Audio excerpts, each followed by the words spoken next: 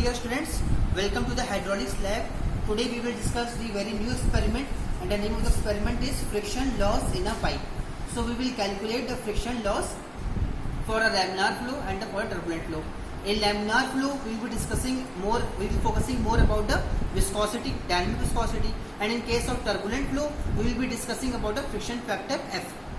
So to start our experiment, first of all let us have a look on the experimental setup. You all can see this is the experimental setup, and the friction loss that is to be calculated in a pipe is this pipe. You all can see this the 3 mm dia pipe. You all can see this is the pipe, and friction loss is to be calculated in this length of the pipe.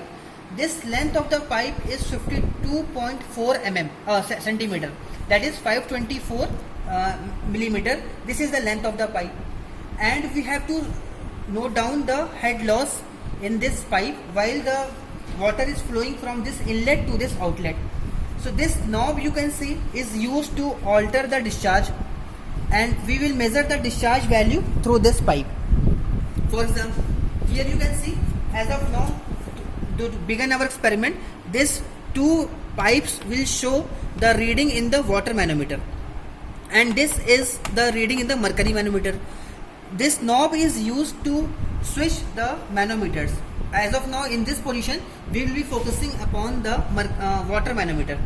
You just see that these two readings are same. As we alter this knob for the discharge, you will find that there will be a difference in the reading.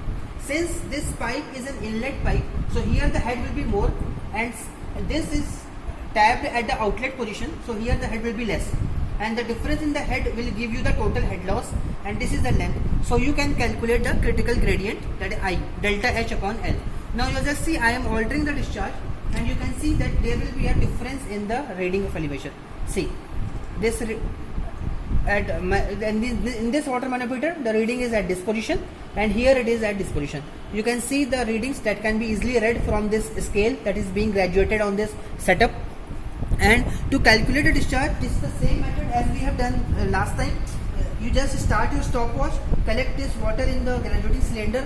Whatever will be the discharge in a given time, that will be the discharge value. So volume collected upon unit time, that will be the discharge value. So this is very simple experiment. What we will do, we will provide you all the data, how to perform the experiment. We will give you the setup and how to calculate, how to draw the graphs. Everything we will discuss in the classroom.